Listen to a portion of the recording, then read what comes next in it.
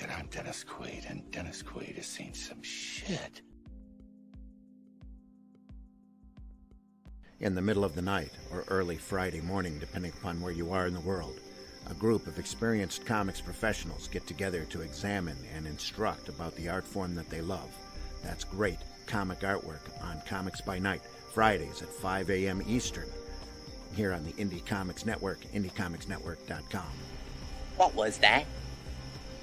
This is not a charade.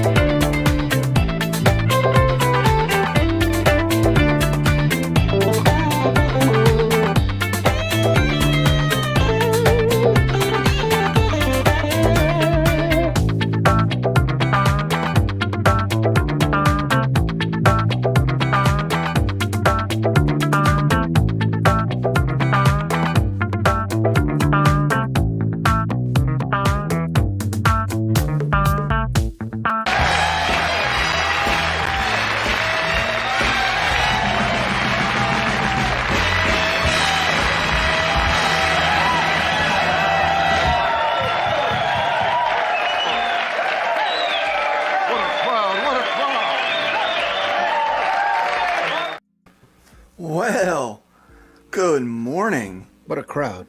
Morning. What a crowd. What a crowd. Good morning. Hope everybody's got their coffee ready to go. It's the second week of our new format. So, I made an official announcement on Twitter this week that we would not be promoting campaigns anymore that didn't happen to appear on our most beloved gold site. And within minutes of posting that, I got an email asking if someone could come on and shill their Kickstarter campaign. No one listens.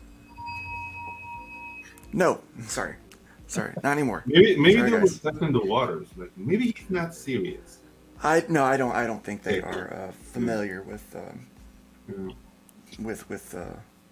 the new policy. So just inform them and let them know that if you're out there in the world and you have a campaign to promote, if it is on pink or green, you'll have to find someone else. Because now with our limited time, and you know, it just doesn't make sense. Yeah. You know, that someone would, I mean, would you go to one of the owners of the other site and it's like, hey, just asking, would you share my comic link? Probably not. No. Just doesn't make any sense, but it is what it is. But Pink, that's how it's green, or going. So, brown. Yep. Pink, green, or brown. Zoop, because it rhymes with poop. So it's called the brown site. The brown side. Okay. You know, they projected. What was it they projected? That was it you that was telling me that, Randy? Yeah. They're out looking for funding, so they project they'll pull down over $12 million in by 2026. $12 million by 2026. That's Something like that. Real close. That's now. Do they mean like in total funding or for themselves? No, in funding. Yeah, the All money right, that well. passes through. Yeah. Figured Well, I it'd guess you really only need. probably be enough to attract certain vultures, with money course, signs in yeah. their eyes, trying to get jobs there, Yeah. just so they can gatekeep. Yeah. Well, I'm not against gatekeeping. I But think. you said brown I think if you side build and something, you should. pass through. What? You said brown side and then pass through. That sounded dirty. Brown sight. Brown Yeah, sight. brown side and then it passes through $12 million. Like I wouldn't touch those bills. That's gonna be smeared with something. Ugh. We need. I am never going to financially recover from this. Yep. Yeah, it's all good though. It's all good. Randy, how was your week, man? You doing all right? Doing okay. No complaints. Doing some commercial work right now, but I've got the plot for the Atlantean #1 is the synopsis at least is sitting with Russ. Russ loved it, so I got to do a page breakdown on it now while he does some prep work for it. Lots of fun stuff coming. The plot can sometimes be the most Oh my goodness. Yes. difficult thing. And it was intimidating too, because I had to follow up from the Shadow Kingdom. Right. Yeah. Like, how do you follow up? So it took a Robert couple E. of weeks. Howard, right? Yeah. Took some Yeah, deep so- thought. But Russ gave me some instructions of what he wanted to draw, so hopefully I hit that criteria and That always made helps, doesn't it? made a story with it. Yep. So we've got Glenn is joining us again this week here on the panel. Glenn, we got a lot of great sound bites out of you last week. Yeah, I saw some of them. Yeah, I didn't realise I talk such rubbish. Glenn was out there dropping nuggets of It's like I said, nuggets it's like of wisdom on us. it's like I said Wonderful to you, little nuggets. yeah, it's like I said to you at the time. People tell me I'm full of it, but I'm not quite sure what they mean. Yeah. So this is the divine intervention. You could become a spiritual guru on your own, but you just have to tie your shoes, and you just have to know how to eat burritos backwards. and I can do both Right. those things. I bet you Talent. can. In fact, I could eat the burrito backwards while I'm tying my shoes. Yeah. I mean, you just live a mess though. Wow. Well, that's not the point, is is it? real. That wasn't on the brief, was it? Exactly. It's not your job for cleanup. No, that's somebody Well, else's responsibility. Well, doing that, I create a job for somebody else. So what's wrong with that? There you go. Job creation. Right. That's the engine of the world, sir. Yeah, and we've got Phil Avelli, or Philbo Baggins, as you might see him on the In the lines. chat. Yeah, here he is Yeah. today. He's joining us today. Phil is a good guy, good friend, and we're Thanks, man. excited to have you here today and talking. Thank you, sir. And then we got the man from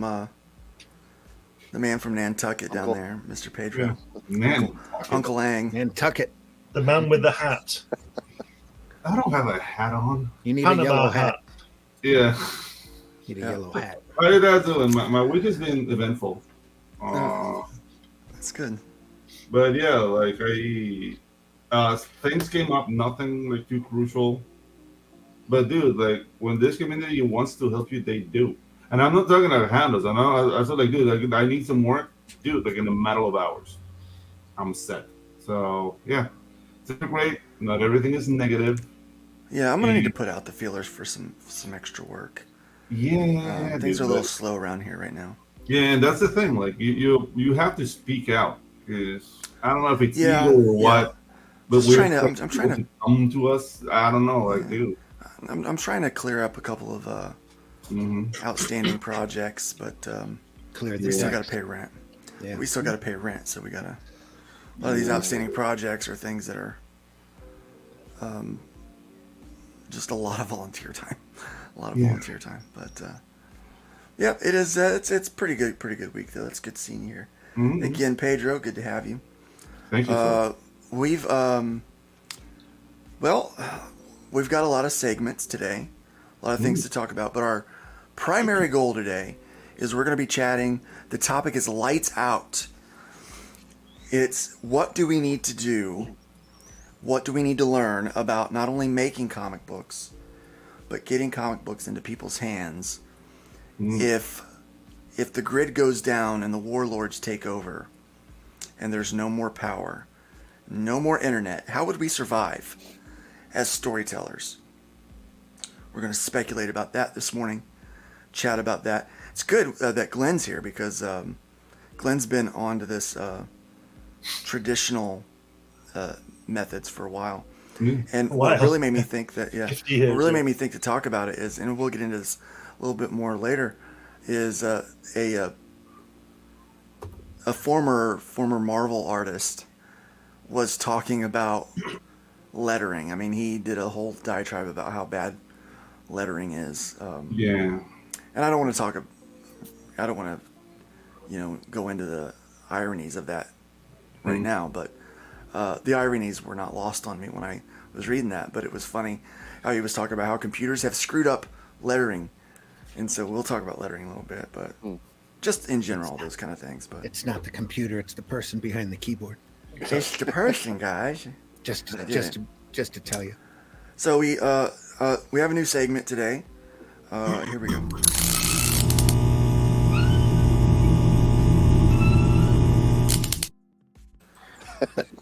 Sorry, there guys. Tinkerbell has been canceled. Stinkerbell.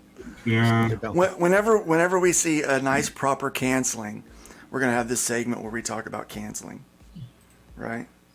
So, I love the reasons though why she was canceled. Beautiful reasons for being canceled. I mean, if you're gonna be canceled, that's gonna the way be canceled. This is the way to go. So Tinkerbell has been canceled, and it is because she's potentially problematic. Yes. Yeah. But to be fair, she's not been removed from the parks. Only the meet and greets. Okay? She's only been removed from the meet and greets. You can still see her flying above the castle during the fireworks thing at night, and she's still in one of the parades where she's sitting on a toadstool or something like that. It's just the meet and greets. But here's why she was canceled. Okay, I don't know if you guys are familiar with this website that exists out there in the world, but let me find it for you.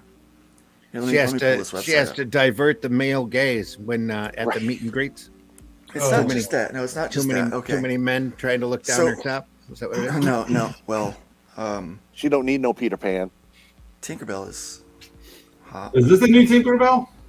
No. This is a website called storiesmatter.thewaltdisneycompany.com. This is Stories Matter, and their job here is to She looks like she's got a barcode tattoo on her throat. Yeah. But I don't know, man. I mean, it's my position to say, if you can go up a little bit. You scroll back up. Yeah, I can scroll back up. So we have an African lady there. Then we have like an Indian lady. Then we have Korean mixed. It's like they hate you guys. Yeah. You guys are not present in the Walt Disney. Listen. The whole point of this website, okay, this right here, this organization, is to find things that are problematic. Oh no! And to make, in fact, here's what they say: stories shape how we see ourselves and everyone around us. So as storytellers, we have the power and responsibility to not only uplift and inspire, but also consciously, purposefully, and relentlessly champion the spectrum of voices and perspectives in our world. They as are it comes down here. And yet, scroll back up just for a second. They have to rely on a white male stereotype. Show the little cowboy. Show the little cowboy. I'm offended by that little cowboy and cowboy hat, loving his country music. Yeah. But it's a Korean Mexican cowboy. guy. That's a Mexican guy. No, it's Korean. Oh, is that a Korean No, it's a guy? Mexican guy, you weirdo. Oh, It's a Korean. Can't even It's a tell. kimchi cowboy. You're a Latin American. I was being You can't even- triggered there for a minute. No, You're you're just South jealous I can American. say it. I called you You're Latin just American. jealous That's I fine. can say it. You're in an America. You're in a continent somewhere. Yeah, I'm an American. No, so I'm an anyway, so American. All right, so listen up. Here you go. Beyond the screen. We are reviewing our offerings beyond the screen, which include products, books, music, and experiences, while advisories for negative depictions of people and cultures may be added to some offerings. Others will be reimagined. Okay? So that means they're getting rid of some things that are problematic.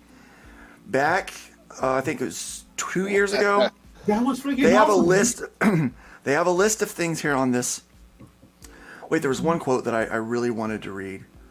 Might I say, off of that note, that now every classic Disney animated cartoon will be problematic.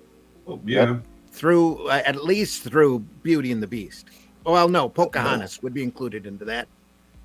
Very problematic. Maybe, who knows? Aladdin, very problematic. Dude, Pocahontas has one of my favorite movies. Favorite songs in every Disney movie. When they're preparing for war, that they're like dissing each race. That was awesome. Guys, we'll go to the chat after we're done with after this cancellation. Yeah. But okay, so this website is dedicated to finding things that are problematic and getting Disney to change it, right? This is not a Disney sanctioned site, is it? It is. It's part of their company, And they have willingly walked into this. Okay, so they've the literally Aristocats, they've literally made a site where they can pound their chest and inform people when they should be triggered. Right. I know. All right. Yes. Is that Against right? against their Is own that right? material. Yeah. Against their own material. No, but this is the thing. I know this all like, sounds this like craziness, website right? is screaming, It is craziness. Yeah, but this website is screaming is this company funded by white folks will not proceed being a white folk company, and we're here to make sure it's not. Okay. And I don't know. I man. got enjoy so much to Aristocats. say about this. Dumbo It's is not awesome. even funny. Well, let's not say it yet, Okay. because I do have a point. I'm trying to give you guys Yeah, the okay. full scope. I'm sorry. so I'm then sorry. you can discuss. We don't. Let me give you the full take you off scope. your point. So Aristocats, Dumbo is I somehow don't see problematic. just about everything. Yeah. Peter Pan, Swiss Family Robinson. What's all wrong with Swiss problematic. Family Robinson? What's wrong with that? Well, they have reasons, okay? Pirates who antagonize. They don't like the depiction of the pirates. Oh, them evil pirates. It's offensive. Those pirates. Right? Yeah. Okay. So they have, this is their board of advisors, okay? Oh my God. Okay. So they have AFCA, CAPE, Define America, the Gina Davis Institute, GLAD, USC Annenberg, Illuminative, and NALIP, Respectability, the Science and Entertainment Exchange, no idea about that one, and then Tannenbaum. That's a lot of So cooks. all of these different organizations, all of these people are combing over stuff. And a while back, this website, they had That's Tinkerbell on here, and they said she was potentially problematic because she was always concerned about her body image, and she was always seeking the approval of Peter Pan, right? Yeah, always oogling. So- You said they was always oogling over Peter Pan. Right, yeah, like she was always seeking the approval. But okay, Mhm. Disney has not confirmed that that's why they got rid of Tinkerbell, even though it all kind of coincided with each other. As of February, this guy named Jackson asked a question of Disney here on the Plan Disney website, plandisney.disney.go.com. That's a mouthful. Why does Tinkerbell no longer have a meet and greet, and are there plans to bring her back? And here they just explain that the Disney character meet and greets do change in the Disney parks, and it's always a good idea to check out. And there is a Tinkerbell meet and greet where you can meet her in one of the resorts, okay? Just not in the parks, all right? And they explain that you can still see Tink in a lot of other places, that they haven't gotten rid of Tinkerbell. Okay? there's plenty of Tink elsewhere on the web. Yeah, exactly. There's a crap ton of Tink. Crap So ton. you don't have to worry, okay? So, but anyway, back to the cancellation. So poor Tink has been canceled from the meet and greets, and people believe that it's coming from this website right here, because she was on the list. She's no longer on the list because she's no longer a problem. They've She got whacked. instituted change. Yeah. They've instituted change. The committee of Karens has won. Yeah. It's a bunch of hippies, man, with nothing to do. It's all Totally. Karen. It's all triggered. People are upset that other people are going to be upset when they're not really upset at all. Like people are having fun. That's So we're probably going to have canceled segments coming up for the Aristocats, Dumbo, Peter Pan, and Swiss Family Robinson in the future, because they're actively pointing those out as problematic or potentially. Well, if You you, know what? We should problematic. take a lottery to see If like you- who's next. yeah, if you dig deep Like a enough, Deadpool. there's plenty of problematic in anything that you can do, because you're always going to have a Karen out there that's going to be triggered about something, or somebody who figures that they need the dopamine hit to stand on their freaking soapbox and call something out as problematic. Right. Oh, they love it. Yeah. I mean, virtue signaling, it's almost like a drug. It's almost is a a drug. drug. Yes. You know? So do you think Yeah. they're going to start like either putting warnings on the beginning of the films, or you think they're just going to straight up edit? They already have. They're already doing Phil. those warnings. Yeah. If you go to Disney Plus and you watch a movie, before you watch it, there is a warning on whether or not it contains potentially offensive or problematic material. Dude, but that's the thing. Like, what's Hilarious. individuality? What if I find Roots funny? Right? Some people Comedy do. is subjective. Yeah, dude. Exactly, dude. Some Like, I people love do. Roots and Amistad, and I laugh my balls off watching Amistad. So This looks like, to me, this just feels like extra work. Like, look, yeah. you've already done these. Why go back and retro? Like, look, okay, we've learned some things. We're smarter now than we used to be. We're more sensitive than we. Moving forward, we're not gonna stereotype Asian people this way. We're not gonna stereotype African Americans this way. But You want to know a secret? Native Americans, right. Asians Peter Pan. stereotype themselves like that. pirates. We African- can't stereotype pirates Yeah. anymore. Yeah, that was something Stereotype Problematic. themselves. Yeah. Here's what they're saying. Many of these were in yellow face or brown face. All of those Right. pirates anyway have open shirts, so we have to divert the female gaze. That feels Yeah. like Johnny Depp. They're gonna have. And we're to not get worried dressed. about the female gaze. Yeah. Cover the We're male. only concerned about the male Well, gaze. the We like Karens. The Karens. No, don't care Randy, about you the got to female. get on board with this now, or they're going to leave you behind. Get with the program, yeah. Get with the program. I left Disney No one behind cares a about the long female time ago. gaze. Sorry, but yeah. It is okay. It is okay for women to lust over men, but not Yeah, that's empowering. the other Oh, way is around. that- Yeah, that's You must empowering. understand That's Yeah, right. okay. Mhm. Yes. Yeah. If a woman wants to start an OnlyFans and sell her body, Yeah, that yeah. is empowerment. Or It's not power trip. objectification at all. But what if you But want to shame sell on her the body- guys that pay Yeah. her. Yeah. But okay, so if a girl in OnlyFans starts selling her body in blackface, would that be a problem? Yes, it would be a problem. Okay. But you gotta know the limits, guys. No, you but wanna- if she's black and wears whiteface, it's not a It's problem. okay. Yeah. Okay. Oh, Just ask Key Then she's a and mime. Peel. yeah.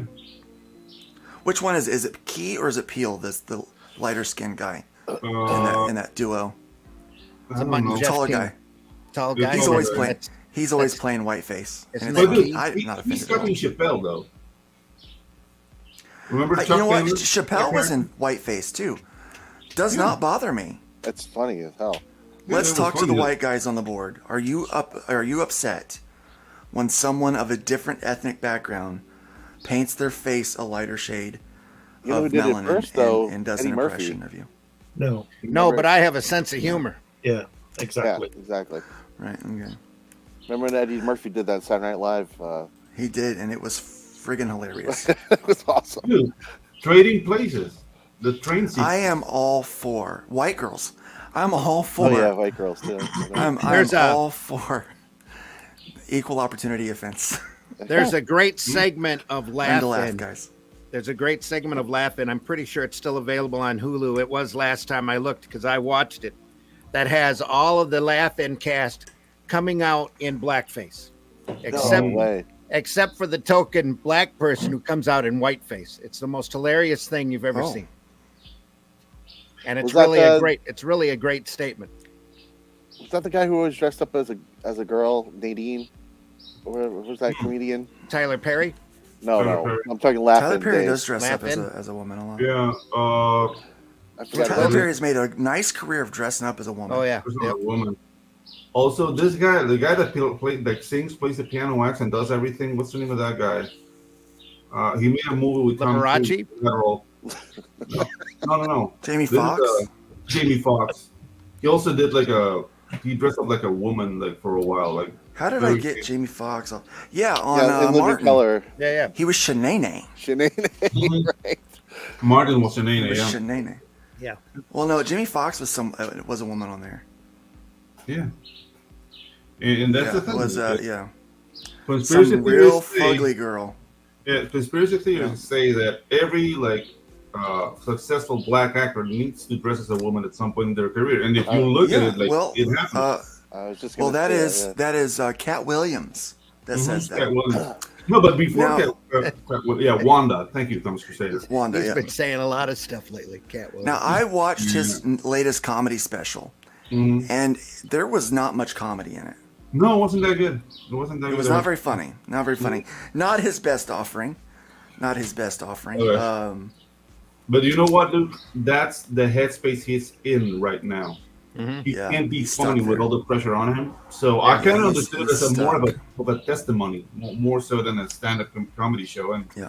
I don't like testimonies. Like I won't pay. I won't pay for Let's welcome our chat this morning. We've got Sinatra is Sinatra in the praying house. for us this morning. Thank you so much. Thank you. We need that. We got Dave Brink with Genuine Comics here. Dave. Hello, everyone. Good to see Dave. you. There's Mike Jimmy. Hello, Mike lovelies. Jimmy. We got Levi Skeen in the house. Hail Levi. to the chat. Good to see you here. that. Levi. Something doesn't seem white. I noticed. Something doesn't seem white That's, about this. that's just not white. Yeah. There's a lack of weight. Satanic. Welcome. We've got Al Mega in the house. Welcome Hey, to what's Comics up, dude? Crusader. Hey. Morning, What's Pretty Bacon Heights. He says deal with all those people going back to the past to change stuff. I agree. It's quite ridiculous, isn't it? And you know, Ridiculous. like, okay, I want to make a confession here. Like, when I see racism in movies, it warms my heart because it feels like they're thinking about me. They're thinking about me. They're thinking about me. They're taking their time out of the day to hate me. Al says Key and Peele also do Latino face. Yeah. But that's okay. I'm fine with it. I think it's hilarious. Now when a guy like Justin Trudeau does brown face, Yeah, that just doesn't seem funny. yeah. To me, it's Because hilarious. Wasn't that? Didn't he do that during his college years? But they'll Yes, he never let did, him yeah. forget it. Yeah. Yeah. Good. There's a great video out there that drives home this point of a guy in a real colorful poncho and a sombrero walking through a college campus, stopping white women and going, "Are you offended by my costume? Are you offended by my outfit?" And they go, "Yes, we are. Why are you?" "Well, it's a horrible stereotype." And then he goes walking through a Mexican neighborhood. "Hey, are you offended by my outfit?" "Hell no, brother." No, we're making carnitas. Come here. my- Come here. So Just drives I the have- point right home. I'd say this: Mexican people, Latino people, whatever. Latino. It's just Puerto Ricans, Yeah. Cubans. I mean, just some of the easiest people to get along with. Just on say the it, planet. people. Just say it. Look, people who Just fry people. stuff. Yeah, people who fry People, stuff. people that fry stuff and eat it with a tortilla. Basically, Yeah, exactly. people with a sense of humor can take Just, it. Yeah. those people are so easy to get along with. The hardest people on the planet to get along with are upper middle class white women Oh yeah, dude. that think that they are in charge of everything, including whether or not that race should be offended. I've got Disney's. They have co-opted your offense, folks. Yes. Especially Exactly. mine. And the problem is it's all this virtue signaling, soapboxing, Karens. They're not looking at the real problems. They're just trying to make problems. They're I mean, not they just having want to fun. look good. Like I'm the virtuous one. Yeah. I'm the, They're crabs, I'm just like thinking- crabs in the comic community. I got their solution for Tinkerbell. I'm almost jumping ahead of myself. Okay. I got one solution, I want to dude. do a new Right segment here. where we point out our favorite new crab we noticed crab activity. Crab of the week. Yeah, crab of the week. Crab of the week. We may not have time for that segment today. Crustacean gazing. We're Yeah. having a We'll lot have of to fun. make an It was opening time to think. bumper for that. Yeah. Mhm. Think All for right, next so week.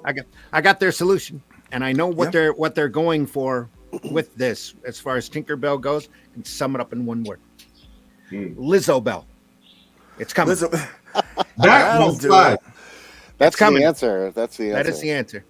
But that won't fly though. No more than you. All right. That won't fly. Yeah. that definitely won't fly. I get Led what you did Zeppelin. there. Powerful wings. Waka waka. It's a Led Zeppelin. It's another clip we're gonna have to get. Do it. That's right. Do it. Do it. If I don't see Bell. Lizzo Bell by the end of next week, I'm going to be Mhm. so disappointed. Yeah. I'm on it. Someone AI that right now. Let's. Yeah. Do it and send it in. We'll give you credit, even if it's Yes. AI. Yep. Hit us up on the Discord. Yeah, we'll Get that up there. It'll be hilarious. Yeah, that's too funny. That's too funny. All right. Well, I don't really have a name for this next segment, but we'll just say I went to a bookstore last week. Censorship being labeled as offensive. Yep. Someone say crabs, our favorite crab out there. There we are. Stab Ashton. Stab Bastion. Sebastian, yeah. So, I went to a bookstore last week. Right. Over the weekend, we were in Kokomo for Mother's Day.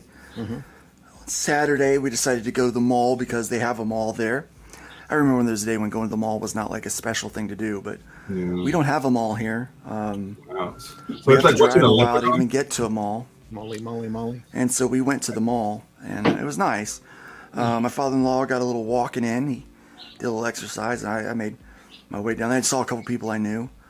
I think sometimes that's the worst part about going to the mall is running into people you know. Ugh. Yeah, that's the Yeah, worst. because you're like, oh, I was not in the mindset to talk about anything particular. In fact, sometimes when you catch me and I'm in a daze at the mall, just kind of sitting there in my own little world, I get a little sarcastic. You know, like I start just, I don't believe that. you don't get Completely out of character. out of character for me. But anyway, so we're there at the mall. We go to Books A Million. I haven't been to Books A Million in years, right? So I go to a Books A Million, and the first thing I do, as I often do when I go into a bookstore, I go to look for their comic books. I go to see what has shelf space where. Right. Well, as soon as you walk through the store, the very first thing you see is about 4 aisles worth of Scholastics, Dave Pilkey, Nice. owning that section, right? Every Dogman volume you could imagine. That's all that's the first few rows. That's all I saw. And then we went into some collectibles, and we had some Bibles, we had some self-help. And then I get back to the section I'm looking for, and I see graphic novels, right? Another section that says graphic novels, because the one that said graphic novels before comics and graphic novels was all kid stuff, was all Scholastics. Not a single Marvel, DC, nothing up there. So I finally go to the back and I check, and there are, and I'm not exaggerating, there are 6 aisles of manga. 6 aisles of manga. Manjo. Yeah. Book after book after book, and nestled somewhere right in the middle of that is one 4-foot section of shelving that is American Western comic comic. books or Western graphic novels. And the rest was completely owned by manga, right? So it But makes was it like American comics or gay romance? What was it? American comics. Well, same thing right now, right? Oh, okay. Same thing. Tit for tat, right? Same thing. So this is I don't know. I don't know what I'm going to call this segment, but it's something about books and something. It's I don't know. If you look at something and there's nothing there, what's the difference of figuring out what it was in the first place? And that's pretty much how I feel about this. Right.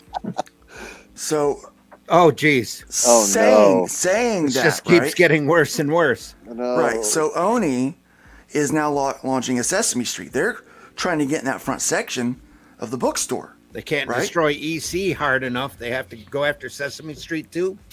Yep. So they're going after Sesame Street, which a little irony here. Yeah. The company that brings you Genderqueer Yeah. also brings you Sesame Street. Yeah. Yeah, not surprising. But not just that. Not just that. No, that is not the one I want to talk about. This one right here. Again, this is kind of a mix. This is chibi and kid stuff. So this is like chibi's like kid manga. Yeah. Right? Yeah. So Mad Cave, we've been talking about Mad Cave doing these books for a minute now. And I know why these companies are going the route of manga, distributing manga, doing kids books, Scholastic style stuff, because that's what's selling. That's what's keeping Books A Million alive. Well, that's what Scholastic. That's what you can find. Yeah. Well, Scholastics and all the. I'm telling you. Barnes and Noble's the same thing. Yeah, Barnes and Noble. Oh, yeah. Is it? Section, Yeah.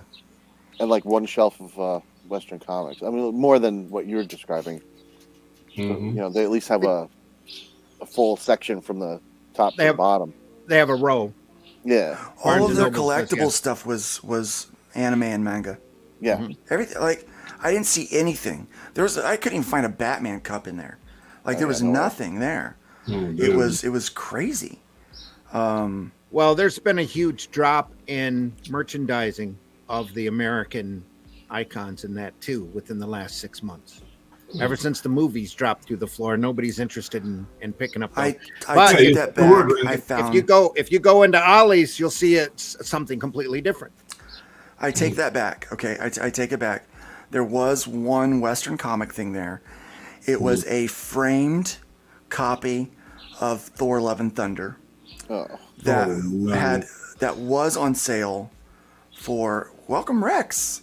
That was on sale for originally $30 or $40, right?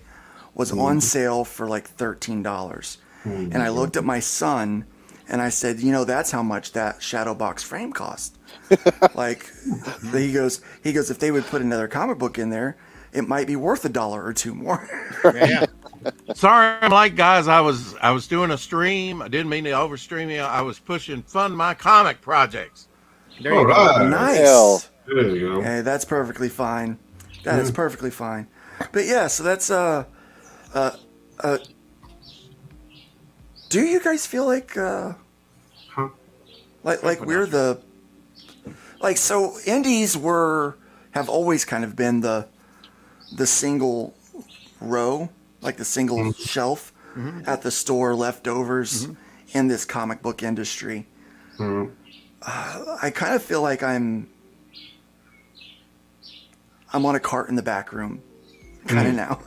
It's kind of how it felt walking through there. Like what I do is not even on the radar for these retailers right now. Well, they pay for that space, you know. Yeah. It's not even. And that's the thing, guys. Like, I read a lot about economy and the trends of what's it, but just like economic theory, and we're going into an era of niche markets. So reading like mainstream like that, it's very counterproductive because you only get frustration out of that.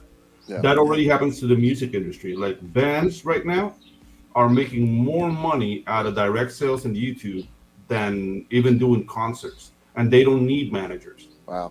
That's how we should see ourselves. Right. So during the TikTok blow up, there's 3 or 4 different artists that labels approached them about doing their music, and all but one of these artists turned them down. And I was listening to an interview with one of them. He is a Christian, doesn't necessarily do Christian music, does positive music, but he's being interviewed, and he says, you know, labels came after you, and what prompted you to not go that route? He said, well, you know, I was really into the algorithms and learning all of this stuff on why a video was successful, why one song did better than the other. And I realized that these labels couldn't do anything to help me. He said they needed my music. I don't need them. right? to get the music out there. He goes, they need me to make themselves viable. Yep. Right. Right. So I find that the crowdfunding realm has kind of been that for comic books too. Yeah. That is now the distributors are. This brings us into a new segment, guys. Pedro, your camera is frozen. Yeah. Speaking my- of But Disney, At least At you're in least a he good looks pose. nice. You're in a good pose. Yeah. you're in a good pose, though. Yeah, Look very pensive. Pay your electric bill. that's right. No, dude, the asteroid, an asteroid hit the monkey farm that fuels my internet company. So it's been giving me trouble. Yeah, it's been giving me Your trouble. your life sounds like the plot of a movie.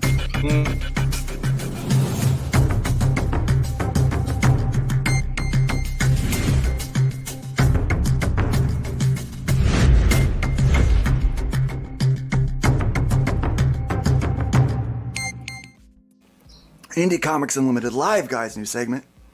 You like that? Wow, I like that. I love that Yeah, segue. just took a Expert with that. yeah. We're doing. I see. I get a couple of things right. The rest of it, I just kind of Spare no Wait. expense. Dude, yeah. spared. Like Jurassic Spared Park. no expense. Where, You know, where are wings- you? Oh, okay, never mind. I was going to say, Wings where are are you part of pulling the this bird off too, from? But I you see know. that. Wing it. All right, so that kind of brings me to this kind of our next topic for today.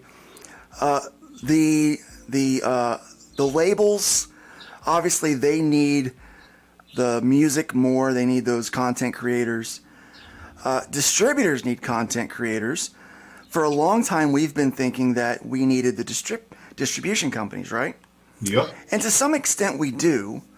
But when we realize that we can get to the fans outside of those regular avenues, and we start thinking outside the box, we start realizing that they need us Yep. a lot more than we need them. In fact, what we're seeing here, if this article, I have not seen anything that anyone report on this outside of Comics Illustrated. This is Mike and Mindy Wheeler.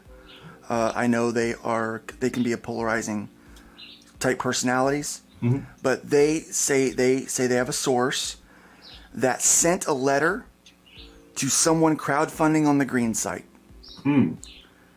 and that this is what was said. This is an email that was obtained. I am reaching out on behalf of Diamond Comic Distributors. We have recently branched into e-commerce and Kickstarter crowdfunding fulfillment. Diamond Comic Distributors has a long-standing reputation as a leader in the distribution of comics, toys, games, and other pop culture items for over 40 years. Now, that part sounds very legitimate. That's odd. Because they have copied and pasted that on every email that I have had with them. Exactly. Nowhere in there do they use the word monopoly either. No. No. Wow. The reason why I'm inclined to believe this email is because those words right there are plastered everywhere. It's on their submission form. It's everywhere. I see it all the time. Yeah. We have recently expanded our services to include crowd-funded and e-commerce for fulfillment, partnering with esteemed companies such as Mythic Games, Dara Studio, Golden Goose, and Smartivity. Some of the projects we have successfully fulfilled include Botany with 15,105 backers and Evolution, Another World with 3,092 backers. These are all games, right? board gaming. Yeah. While those are all board gaming stats, I assure you, we are more than equipped to handle books, comics, TPs, GNs, etc. fulfillment. We also understand the unique requests that come in hand with fulfilling collectible materials that are rather fragile. We are well equipped to handle your fulfillment and shipping needs for your current project, providing top-notch customer service, streamlined order integration, and cost-effective shipping rates from our centrally located facility in Memphis, Tennessee. We only need 40% of your proceedings. Right. Yeah. So here's what I wanted to talk about with this, like labels saying, "Hey, we can offer you." Now these guys, two questions. Number one, if you're a retailer and you see this, how do you feel? They're not good. I want to know why the editor didn't have a look at that. Then it says, we also understand the unique request that come in hand with full. What does that mean? The unique request that come in hand, yeah. We also Should be understand that the come in hand. unique request that come in hand with fulfilling. It doesn't make sense. It You should be should say that. that. That come in Well, hand. Well, that's Yeah. good. I know what it should be. I'm just saying, where's the person that? Well, they didn't edit themselves.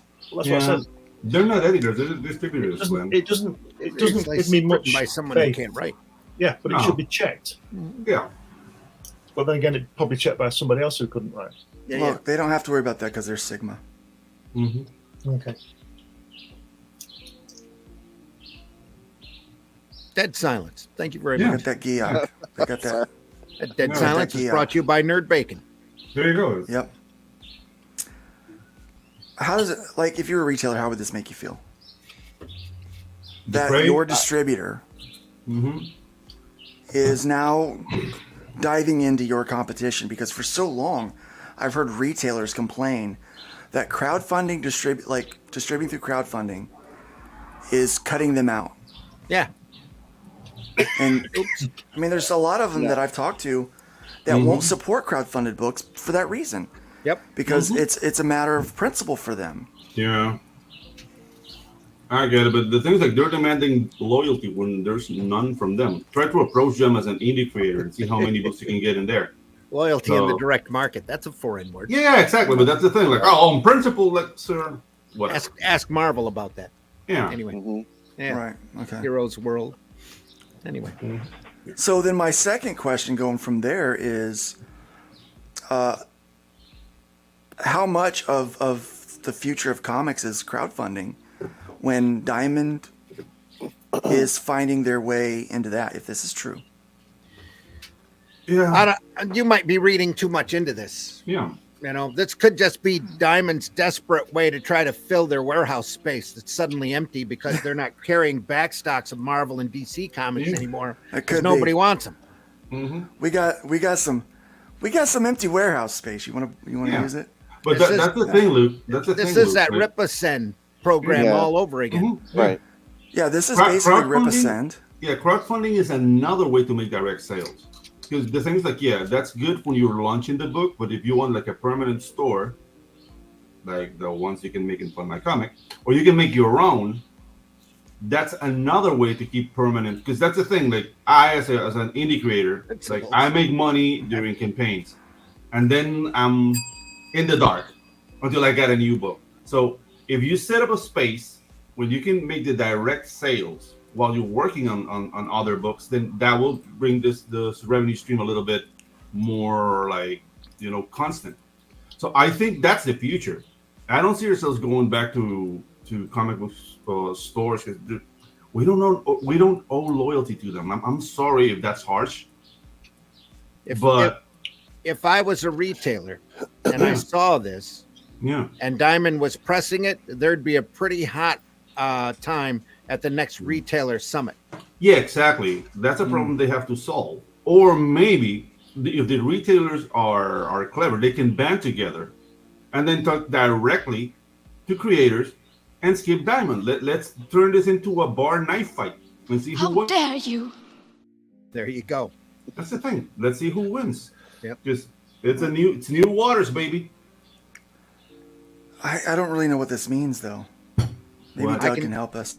Doug, It means you're a catcher, not a pitcher. right. Exactly. Are you looking back? That's the question. Are you looking back? Yeah. Another here's something cool, guys. There's a great So- attractive Yeah. picture right there. Yeah, Oh boy. my God, dude. What's the name of this character? Who's this dude? Yeah. This is Spark. Sorry, it's This not is a Jenny dude. Sparks. Okay. That's not the Jenny Oh, Sparks I remember. Jenny. But Yeah. so DC is going to make DC Black Label Dead series. Comics. That's racist. Didn't they have like a version of that before? Vertigo? Yeah, they did. Yeah, they Yeah, did. they did. Mhm. Yep. And then they did a really good job of destroying that. So Tom King and Jeff Spokes are working on a new series here. So DC Comics will launch a new Black Label series starring Wildstorm character Jenny Sparks by Tom King and Jeff Spokes in August. Now, Tom King for me is a mixed bag. Sometimes he just kills it, and other times it's not very good. I don't weird mixed bag. That's usually what they set on the porch and light it on fire, right? Yep. Okay. That's the only kind of mixed bag I get out of Tom King. Yeah. Well. Anyway, the character Jenny Sparks was originally created by Warren Ellis, who's on their friend list, isn't he? And the pages of Wildstorm titled Stormwatch and used in the group The Authority, written for a time by Ellis and later by Mark Millar. That's two minuses for them. This is why they're going to take this character and poop on it. Yeah.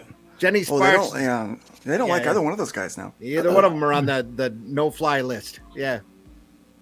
Jenny Sparks is known as the spirit of the 20th century, but is now being resurrected in the 21st. The spirit of the 20th century comes to the 21st to try to save 5 men and women taken hostage by an out-of-control and infinitely powered Captain Atom. Oh, yeah, there you are. Make Captain Atom a villain now. Yeah. Writer Tom King says of the story, through this lens, we'll explore the grip of Jenny's time on our own, how, despite all our desperate prayers, the sins of our past refuse to die away. Or refuse to let them go. We can't kill them. We can't kill them fast enough. Featuring astonishing art by Jeff Spokes.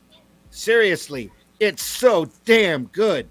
Jenny Sparks seeks to set the bar in superhero comics. Oh, yeah. That's a bar that usually gets flushed.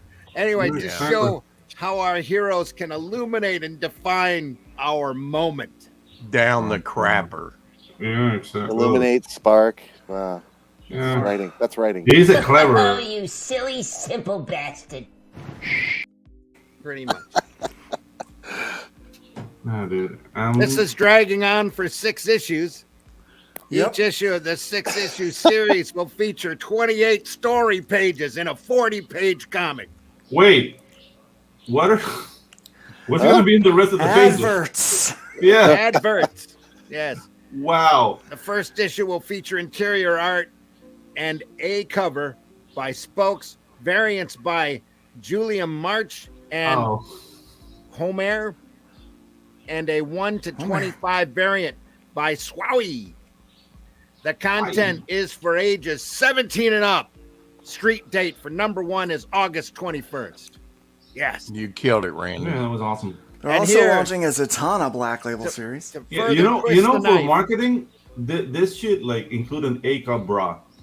This to further twist the knife, DC is launching a Zatanna series. I can't wait to see what Shield's going to look like. Oh, there yeah. goes that outfit. No more fishnets. No more just fishnets. misery. Okay, this is a little bit better. Only a little bit. A little bit better, but dude, it's just a misery, man. Solid. Who's going to order this? That's the question. Yeah, exactly. What retailer? And there might be 6 people out there that want to read this book, and all of them are Tom King fanatics. Yeah, maybe like the itty bitty titty It's committee. like Tom King's family. Yeah. They don't even want this stuff. Even that Batman looks feminine, yeah. Batman looks very like. Yeah, the men and women look the same here. Cut. Yeah, that's the word, isn't it? Mm-hmm. Look at that man. That's a very masculine jaw.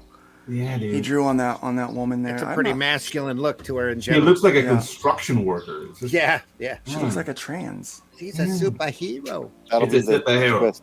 I'm going to save you now. No, rather not. I'm going to save you. I'm telling you.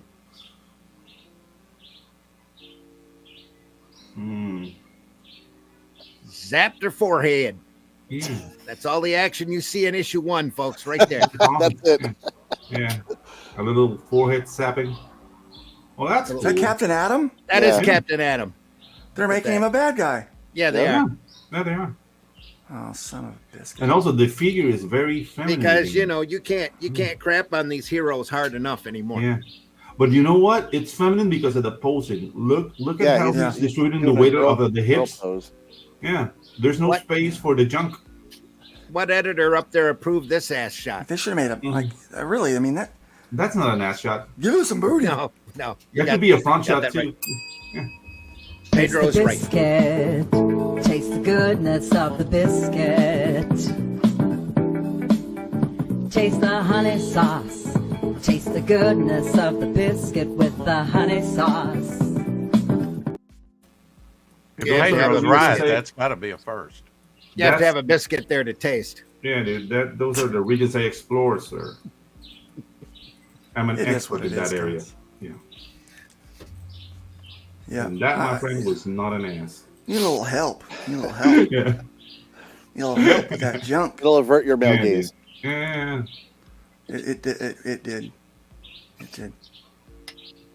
Yeah, I would make that story, like how she gets like a BBL and breast augmentations, and I'll make a comic out of that.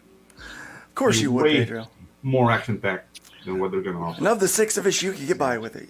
Mm-hmm. We'll see how the numbers on number 3 are. Mm-hmm. That's what I'd be interested in. Yep.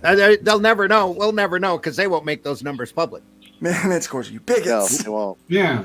And the nemesis would be Kim Kardashian. Yeah. Welcome. Hey, yeah. Grey Wolf. What's up, Grey Wolf? In the house. Yep. Yeah, thanks for joining us this morning. Yeah, it's good times. Carpenter's Dream Girl. Oh yeah. No. So you remember that girl that they were trying to say was tomboyish? I'm gonna pull it up. This girl, you got to see this girl. Okay. In comics? No, real life. She's on Twitter. The catfisher. Yeah.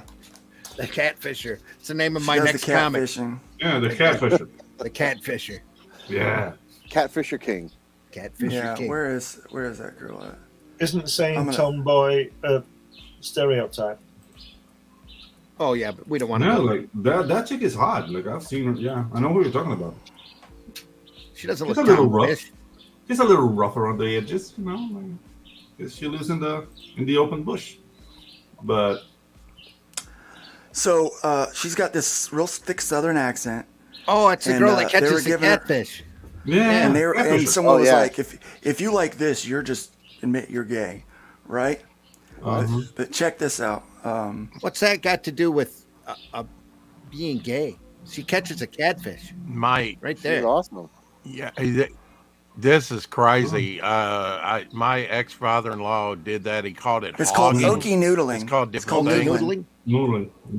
Okay, yeah. well, they called it hogging, but I'll tell you what broke him of this. He reached into the hole, pulled the catfish out, and pulled out a handful of water moccasins. Oh yeah, that'll do I it. never went back, did it again. Oh, there you go. He had the scars on both forearms. He had done it since he was a little boy, but that broke him right there. I mean, I must admit, it would smell funny, but I'll have a go. Well, reach in and get a snapping turtle and tell me how that works for you. Yeah. Is it me though, or is that really a big honking fish? That's a big honking fish. That was a big honking fish. It's a big honking fish. Yeah. That's what she said. She's tomboyish. She's a pretty girl. Because she's tomboyish, yeah. And they're like, if you find her attractive, you're gay. Okay. Okay, I guess I'm the gayest guy here. Wow. Because that's a pretty girl right there. Somebody clip that, please. I'll take her over Send that to me any fat blue-haired chick. That's the girl that was hogging? Yeah. Yes. Okay. Yes. Smart enough to wear a glove. She was the one that was noodling, yeah. Just to show you there's a chance for all of us out there, guys. It brings a new slant Man, to... everyone's gay once in a while. Yeah. What, Glenn? It brings this young lady here, who I think is very attractive, brings a new slant to preparing dinner for you because she goes out and catches the damn thing. She goes out and catches the thing. Grabs it, yeah. You've got to be impressed. She's helping her dad build a house. The part of the video that you don't see is she tells you to cook it. And all the Karens out there are complaining because she's tomboyish. Yeah. I don't think Absolutely she's stupid. Whatever. She'll Yeah, exactly. survive the She's in her zombie. hunting greens. She will survive and maybe keep you alive during the zombie apocalypse. So there you go. And more ways than one. Like if I were going to pick someone for my son, it'd be someone like this. Yeah. Like if I were to go out and hand pick up, like, look, she's. Yeah. No, she was talking about working on her. She goes out and she works, right? There you go. Yeah. And she's helping her dad build a house. And they're like, this is so unattractive. Is it? Like, who wouldn't love to have a partner in life, right? Somebody who was insanely jealous of her capabilities. Exactly. Yeah, It was a TikTok influencer Just that said it. Yeah. It was an Instagram model that said Shows it. you the insanity of the world out there, especially on TikTok right now. They sit around on the internet on their fat ass all day long, won't come on camera because they're ashamed of the way they look. Yeah. Yeah. Not only that, like I would take a chick like this over one of those like plastic surgery monstrosities that flash her ass all over the internet. Well, this woman had like big fat like lip injections and stuff like that. Didn't look good. Didn't look good. I'm like, this girl that you're making fun of is like 1,000 times better looking than you. Yeah. One and two, and 1,000 times more attractive by what she does, and more useful. She's the Marion type. Yeah. She's the Marion type, right? Yeah. So yeah, I guess this is the I don't know. Yeah. Marrying, he didn't say Aryan, like why? Yeah, Aryan. He didn't say that. They just want her to sit around and wait for her man to come along. Yeah. Yeah. And provide. That's great. Yeah. Great. I mean, yeah, but so you could see, like, even in comics, like, draw her. Like, if you're going to draw, like, a tomboyish kind of more, just use her as an example. Absolutely. Because Did you notice her shape was not shaved on the side? No. Did you notice that? Yeah. She probably voted for Trump. Yeah. And that's a problem. They're jealous because they're weak-wristed, milk-toast little pansies. And she makes them look bad. She does. Yeah, she makes me look bad. Yep. Like, she's out there working hard, I'm impressed. When's the last time you stuck a wrist down a catfish? There you are. Okay, let's not make this personal. Yeah, she's got boy energy, but she's very ladylike. She is very ladylike. I don't sense any boy energy there at all. I think and I think this thing. I think femininity and masculinity have been just capable, kind of confused, and comic books used to be able to, I don't know, man. Comics are fun, and but people are stupid. Comics are people are stupid, right? Yep. Yeah. So, story is what matters. To go back to the Disney. That's so good, man. Remember, story matters, right? Story matters. No. This is my segue into another quick little segment here. So, story matters, and if story matters, I think storytellers matter, right? So, I think you guys who weave these tales of fantasy, I think that you're important. But what happens when we don't have the internet to share? What happens when we don't have a computer program to letter a book? What happens when we don't have tablets or stuff when it's grab a pencil, grab a paper?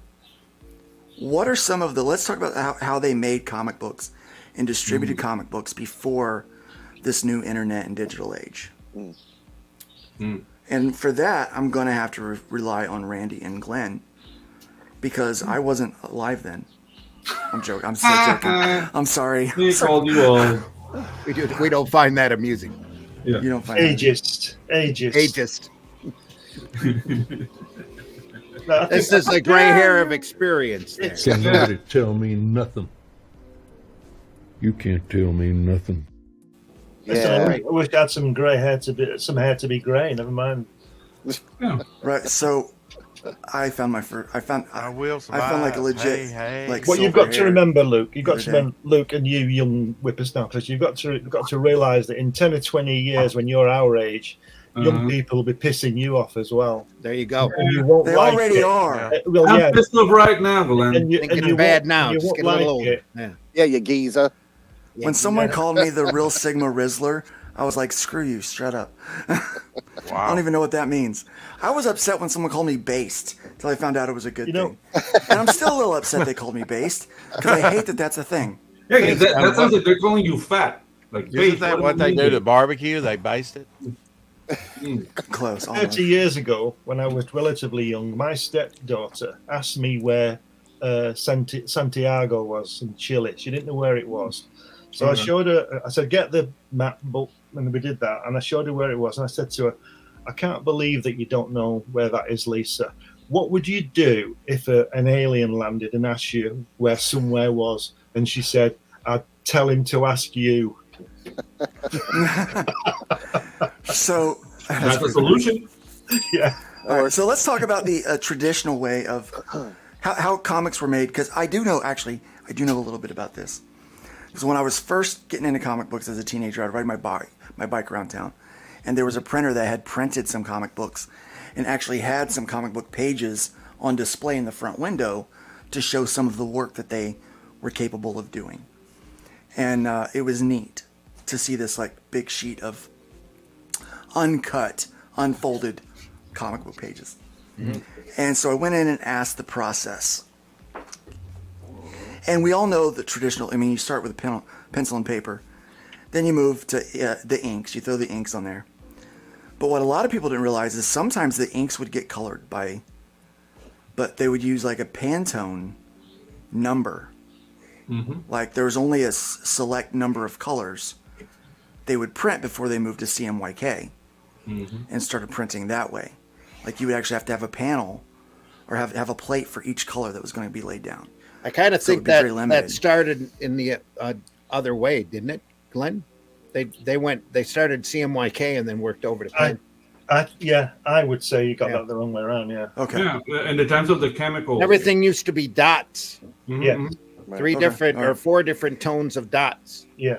4 different blacks. Like, dude, like I'm familiar with the old style of printing because I worked at a printer like when I was like 18, and they did do the CMYK, and there was a limit of the things you could do. Mm-hmm. Because it was a very old printing company in Latin America. So we're talking 1800s where people used like handlebar mustaches. And dude, the smell, the smell of the chemicals was something to behold. Yeah. Dude, it was just horrible. But the smell of the ink is fantastic. Mm-hmm. Yeah. Right. Yeah. But it's very difficult having a Pantone swatch book because it's very difficult to make the color you want in CMYK. At best, you're going to only get something near it. Yeah, you get an approximation, and it tends to be very opaque. Yeah. Yeah. I'm sorry, I did have that reversed. So, then It's they all moved to right, Pantone stuff. You cancelled. Canceled. I knew it was going to happen. I knew it was. I'm sure somewhere on the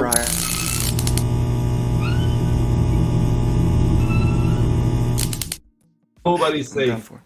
I'm sure somewhere on the web there are pictures of the old color indications they used to do for comics, or you'd have a line with a whole list: C this, M this, Y this, K that. Mm-hmm. I actually have one of those because I do old style CMYK stuff for a couple of comic books that I do, where I color it like very old school. I think we're talking about this. Let's pull that up. So how did the letters get on the page? Describe that process for me. You have your little tiny ruler. Your hand. Well, there's a lot of different ways to do it. Originally, you started out doing it by hand, then using a ruler, then the Ames lettering guide. But no. How did the bubbles get on there? You drew them in with a circle template. You call Phil just like how Image draws all of the breasts back in the 80s. You get circle maker. Yeah. You get a little template like this. It's got your circles in it. You just do the balloons. So do you draw the balloons and the pencils? Do you do the lettering in the pencils or the inks, or do you do it at the end? That probably in At both. what point? At what point do you do the I do would the lettering back then? That would all depend upon the publisher. Yeah, but if I was producing something, I would do the drawings, all the storytelling, get all that right, and then pencil in the lettering to get it to place it right. Then ink the lettering, and then ink the pencils. So you have the balloons with the lettering inked first. Yes, that's how I do it in school. Yeah, the Image would call this a breast indicator. Yeah. We'll just use that. What? They just use that top one there, right? In the 90s, yeah. You used to call them cups. It's a cup shirt. Send that to me, Randy. Send it to me. In the 80s, for 2000 AD, because I had some original artwork, they people like, say, Cam Kennedy would draw Judge Dredd or whoever it was. They would have a script, obviously, and they would know where the lettering was going to go, so they would know what to draw because we discussed this, didn't we, Randy, on the Friday morning show. And then they would send in, Cam Kennedy would send in finished artwork, just artwork, and then the letterer would literally stick the lettering on top of the artwork. Is that a CMYK chart? Yeah. Right. Yeah, I use one of these. This is for lines. Some of these are for lines, some of these are for dots, but it gives you, along one side, it gives the percentage of the main color. And then on the other side line, it gives you the percentage of the other color being mixed in. You guys are so smart. Here's another version of that. Not every, but most of the comic companies work in different ways. Some off of a full script or some off of a rough description. Marvel used to work off of a phone call. Right. And even then, a phone call to the penciler to get the story down. The penciler would sit and do the story in comic pages, send it back to Stan. Stan would look at it, and then at night he'd take a legal pad out and put the script in, what the actual characters were saying. Yeah. The penciled pages then went to a letterer. The letterer would take Stan's script, try to make sense out of it, and put it on the page as plainly as possible. Send it back. Would get lettered before it got inked. Yeah. Send it back to Stan for approval or changes, and then go off to an inker who would ink it, and then it would come back to Stan again for approval. Stan would give it to a colorist who would do color indications, not on the artwork, but probably on a photostat or a Xerox copy of it, and they'd send that off to a colorist to get done. Then that would go to the printer. All right, so I'm going to have to call one thing that I see as a contradiction out. Because I have seen original pencils without letters on them. Well, but later on, once computers come out, they were able to do that. Either that or do an overlay. Well, I'm talking about old. We just said that. So let's get some names on it, right? Stan Lee would have a discussion, allegedly. Just bear with me. Allegedly with Jack Kirby. And they'd agree that Doctor Doom was going to fight the Fantastic Four and the Silver Surfer would appear. That would be the story, the plot, or the idea. the idea. And then Kirby would go away and he would plot it out and tell the story in 20 pages of pencils, leaving notes on the side, Doctor Doom coming in and all that, as an indication to Stan, who would get those pages back. Then he would dialogue it, and as Randy says on his yellow pad or whatever he does, he would dialogue it. And then someone in the office, probably Flo Steinberg, would put it in an envelope with the script and the pages and send it to, let's say, Artie Simek, who would get that through the post. And then Stan would, with a blue pencil a lot of the time, or even just with an ordinary pencil, mark balloon A, balloon B, balloon C, and then Artie Simek would put balloon A lettering in. And then when all the 20 pages were done, he'd send it back to the Marvel office. It would be checked and changed or whatever. And then that penciled, that Kirby book that is all in pencil with the lettering in ink on it would go to Joe Sinnott, and he would ink the drawings. And then he would send it back into the office. It would be checked again, and then it would be sent to the engraver, who would make the plates and film and plates of the artwork, and then that would go to the printer. Well, between that, before it goes to the printer, it would go to a colorist. Yeah, I'm just going to say, then somebody like Marie Severin would get those finished pages in the office, and she would do a markup. And I think Rex has some kind of markups artwork. He has it in the studio there because he shows it, and then it would be sent to the engraver, and then it would be printed and put on a lorry and sent to a shop. Mm-hmm. So one of the projects that came through that printer that I had an opportunity to kind of pick their brains and learn. One of the projects came in, it was penciled, it was inked, it was, they used watercolor to color it. Yeah. And then the letterer came in and put bubbles on top. Yeah. Cut them out of like an acetone or something. Yeah. And lettered with an Ames lettering guide on top. Yeah. I know some people use a vellum. Yeah, it was like they did like a vellum sheet and laid it over top of it. Yeah. And so they put those two, and then that got scanned. This was, now they were using computers at this point. Mm-hmm. But computers weren't wasn't like what it is now. It still had to get scanned. So they would at some point scan or do some kind of photocopy to etch the plates and to do color separations. Yeah. At that point. But the lettering and the bubbles were done separate because they were on their own plate. Yeah. There are still some printers that when I send over work, I have to have lettering and bubbles on a separate layer because they still treat it like they're going to make a separate plate. So it would be like that old traditional way of doing that. Huh. So how often did you guys see it done that way? Hardly ever. Okay. Now, here's something to throw a wrench in the works. Back in the 50s, this is how EC used to work. They used to do a full script, and the script would go to the letterer. The letterer would take original comic pages, rule out the panel borders, and put the lettering in. Sometimes in a very mechanical way, using kind of like that circle template. They had a template with all different letters in it. They would just rule it up or letter it, or there was a way to mechanically do it where you were literally tracing the letter on one side and it was inking in on the page on another side. They would send the lettered pages then back to the editor. Once it was approved, it went to an artist who would do both pencils and inks and then send it back to the EC offices. Wow. Yeah, so the script was already, when the artist got the page, he could read the script. It was already on the original. The story was on the original. He just had to draw what was described. And he only had that space left to draw in. Most of the time, they'd also get a set of thumbnails, especially from somebody like Harvey Kurtzman, that had the basic action and the composition of, guy holding guns going in this direction, doing this. And then all they do is follow those thumbnails and draw that on the original page and then ink it. Yeah. And that's for your composition, because I've seen pages of Jack Kirby's Shield. And Shield was first in Strange Tales. Yeah.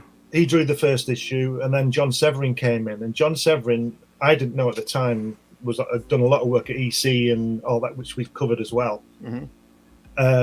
And Jack Kirby was so good, he would do layouts for an issue. So let's say Strange Tales 137, Hydra are in it, and I've seen the copies of the layouts, and they are basic layouts to the tune that you can't see who it is. He writes in the head Fury, Mm-hmm. and then it's just the poses, and he's got all the composition there. You can see what's going on because that's how good he is.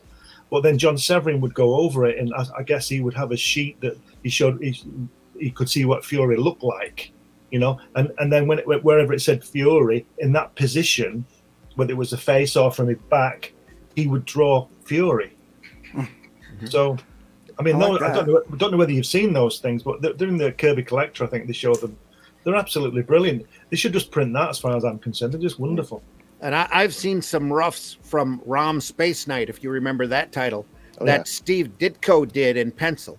And it's literally basic shapes thrown on top of one another in the most almost haphazard fashion. But because Rom had a particular rectangle shape and the other Space Knights had different shapes to them, you could tell them apart. They would send those super rough, and I mean super rough, just almost like what you would see, the little wooden model that you have next to these artists. I mean, that much detail was on those roughs. That was sent to the inker who had to do full finishes on it. Wow. You've seen is it Cy Barry who draws the Phantom? Lee Falk, Cy Barry, yeah, they both did Cy it. Barry. Yeah. I've seen some of Cy Barry's pencil work because he's I think he's writing it as well. I'm not sure, but he's certainly drawing it. Mm-hmm. And his layouts, his initial pencils are they're nothing. They're just lines because he knows he's going to be inking it, and he just does all the spots, all the blacks when he's inking, and that's what Ditko does because Ditko generally inked his work, didn't he? Inked his own work. Oh yeah. And I do the same. I'm sure all the artists here do the same. Mm-hmm. I know that's going to be black, so I don't shade it. I don't spend 5 minutes with my pencil shading it. Mm-hmm. There's no point. But put a little X in there. Yeah, I don't do that either because I've seen X's in comic books. Yeah, anyway, I've done that before. Yeah. Oh, there was an X there, so I inked it. Yeah. Yeah. When it comes down to me, I know everything's going to be black. So. Oh, that's funny. So anyway, there's all sorts of different ways of doing comics. That's part of the fun, part of the art of doing it. Yeah. You know, nowadays everything's digital. Everything's in the computer. You can move the lettering around. You can draw something, shrink it and stretch it, or squash and stretch however you need in order to fit the composition into the panel. I think the barrier for entry was way higher back then, especially if you wanted to get the book printed. The cost was higher. The knowing each step was harder. Mm-hmm. You know, knowing plotting it out from the beginning to the end, not just the book, the storytelling, but how was that going to get to a page and then get to a reader? Also, keep in mind they were working on a hard schedule. For one, they had to turn a book around in a month, and if they didn't have a book in time for the printer, they paid a heavy fine because the printer had the presses scheduled like months in advance. But I think also like those times, and you could correct me, Randy, because I have this idea, like it was treated like a craft. So you had like your apprentice, journeyman, and master system. Oh yeah. When you want to get into that's kind of lost right now. Everybody's floating in the water, and doing whatever they think it's right, and that's why the quality's not consistent. So we had a meeting the other day, and as we were talking, I just had my screen up and I was drawing a page. And Glenn was giving me, oh, you should try this, or maybe do this. Kind of like what it would have been like if we were in a bullpen somewhere. Yeah. And, that old seasoned artist comes over and gives you tips, helps you see things that you don't see because you haven't done it before, right? Yeah. It was great. I loved it. And also, what I love about bullpens also is that they crush your ego. Yeah. They do. That's something that needs to be They keep you humble. Today. Yeah. People need to be humbled more.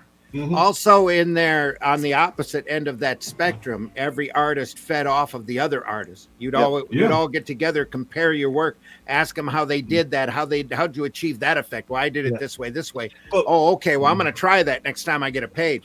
It was like a Lennon McCarthy duo working off of each other's talent level. You see the entire talent level grow when these artists are in a bullpen situation, communicating with each other. Totally. That's why you've got certain runs in these companies that are so much better than the rest of the standard run because everybody was looking at what everybody else was doing and trying to one up them. Well, George Perez said in an interview that he was lucky because he got $1 million worth of tuition because when he was 19 and getting his first work at Marvel, he'd go in the office and Joe Sinnott would be there. Kirby would be there, Ditko would be there, even for 10 minutes, just dropping stuff off. And he'd asked Jack Kirby about something, and Jack Kirby was a very gracious man, and he told him, he said, do it like this, and do it like this, and do it like this. Then John Buscema would come in, and he'd do the same. And he said that every time he went in, there were at least what he considered three greats in there, who would tell him something. And absolutely none of them asked him who they voted for. Yes, right. But Randy, you said like the Lennon McCarthy dynamic. Yeah. It's something I would love to have, but right now I feel we're surrounded by Yoko Onos. I'm afraid you're right. Yep. Yeah, and that's the thing is, that's the problem, man. It's time to move on to our final segment, guys. Yeah, let's do it. Glenn, go ahead and get your final thought out there. Is this where we kick Pedro? Yeah. That's where we vote for Pick the minority. That was a good analogy. But you do it. You have the accent for it. Go ahead, Glenn.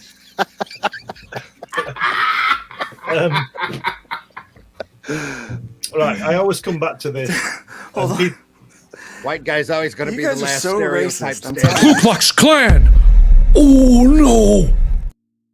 No, Glenn, put that on a platter please, for me, okay? Please help us out here. Have you finished, Pedro? No, but go ahead.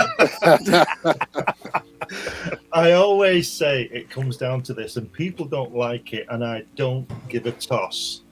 It depends on talent and whether you can do it.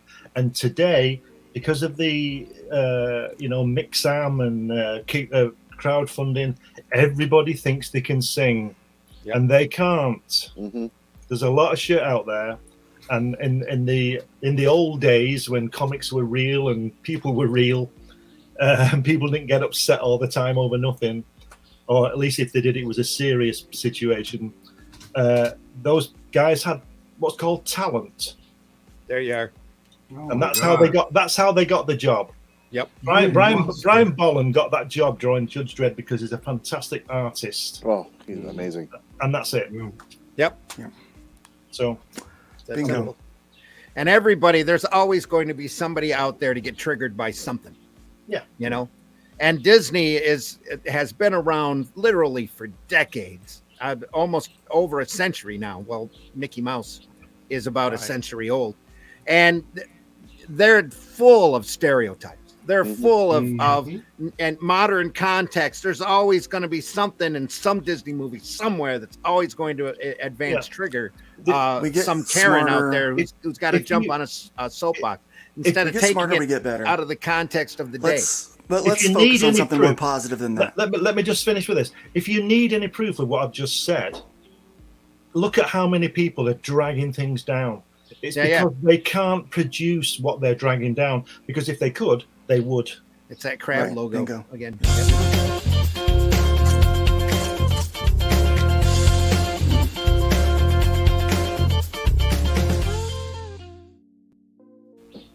Love the music. Whoa. I had something weird happen here with my browser. Whoa. Silverline team up. Man, yeah, I had him on yesterday along with Thomas talking about this project. Nick Fury's wife. Oh, there it goes again. Okay. Yeah, I'm having a little trouble here with my browser. Yep. Yeah. Luke, let me show you, man. Demon Tales from back in the day, man. Roland Mann's old stuff, Adventure Comics. Yeah, good stuff from back in the day. Back in the day. Back in the day. Yeah, let's take a look at this. Let's take a look at this. Around a while.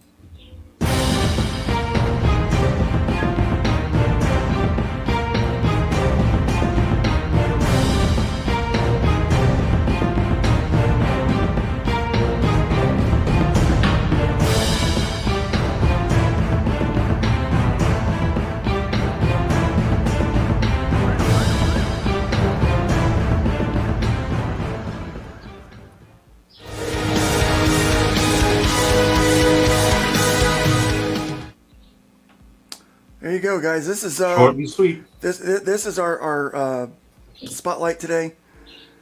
This is a travesty. Only 20 backers? Come on, folks. This is a Silverline team up. This is the Champion versus Miss Fury. Great art. And Great it's 100% classic finished stuff. and ready to ship out. Yeah. Yes. As part of this, you can get a commissions tier. Peter Clinton has commissions available with it as well. And there's original artwork available for it as well. You can even get some covers. Look at this. 3 different covers. More than that, isn't there? Wow. You got Roland Mann, who's the writer here. You got Peter Clinton, penciler. Thomas Floramonte is the inker. And then you've got Roberta Conroy as the colorist. So a classic style creative team getting it done over here. Look at this. Pencils, this $50 for an original page. Wow. That's stupid. And it's good stuff. Yeah. $50. $50, guys. Yeah. You can have an original page. $50 friggin' dollars. And look at the quality of the pages too, by the way. Yeah, this is great. That's original artwork. Yeah. For $50, you can't commission someone for that cheap. No. Guys, come on. $35 plus shipping for commission. $50 plus shipping for another commissioner. Black and white pencil and ink. The book in digital, $5. Look at this. You can get the Team Up #2, the complete set. $25 plus shipping. Silverline Team Up foil cover, +1, $22 plus shipping. Just the book by itself, $7 plus shipping. That is a great deal. Wow. Foil cover by itself, $15 plus shipping. The book is done. This is priced for people on a budget that want good entertainment. Yeah. Go check this one out. Back this project. And spread the word. Spread the word. And there's good old-fashioned, old-style entertainment there, just like you'd get in the 90s and 2000s. Oh, nice. Silverline puts out some really nice stuff when they kick stuff like that out. It's really great. It's good to see Roland out there doing that kind of material. Yes. Yeah, Silverline has been around for a while, right? Yeah. Oh, yeah, a long time. Yeah, how long have they been around? Do you know? I have no idea. Like, I know they have, but I don't have like the. I think off and on a couple of decades. Roland come back because of the crowdfunding possibilities out there, and he's been doing a lot of books. That's half your it's life. nice to see him over at Fund My Comic. It's nice to see him. Yeah, the thing like, I hear the name Silverline, but it's been like very under the radar. So I know they have their own channel. Well, a lot of the independent comic companies get regional. And he's around the Florida area, Southeast United States, Okay. He's pretty well known around in that area. In fact, Roland teaches a class in sequential art at a local university down there. Yeah. Yeah, in Florida. Full Sail University. Full Sail, yeah. My daughter went there. Yeah. Full Sail was one of the colleges I looked into when I wanted to study animation way back when. Well, guys, we have come to the end of our show. We're over time. I want to thank everybody for being here. I want to thank all the guests here today. Thank you, chat, for chiming in. But it is time for us to bid you adieu. And we will see you again next week. Yes. At the same bacon time, same bacon place. I'm hungry. We do implore you, please, build up more than you tear down. Apply yourself to learn some skill that makes you indispensable in creativity, please. And by all means, we want you to be careful out there. We'll see you next week.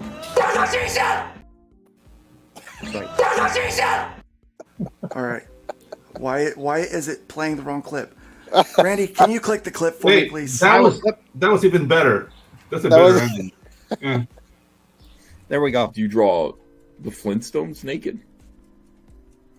There's a market for that.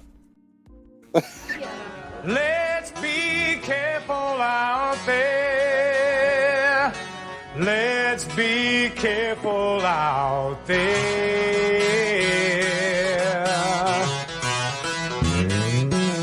We had a 187 at the 7-Eleven on the corner of 4th and Main. 2 Caucasians of the male persuasion put a bullet through the cashier's brain. Moving on, I see a 211, half a dozen 459, 2 ADWs, a GTA, and several miscellaneous crimes. Homicide, arson, robbery, rape, everybody gets their share. Crime never sleeps, so stay awake. Let's be careful out there.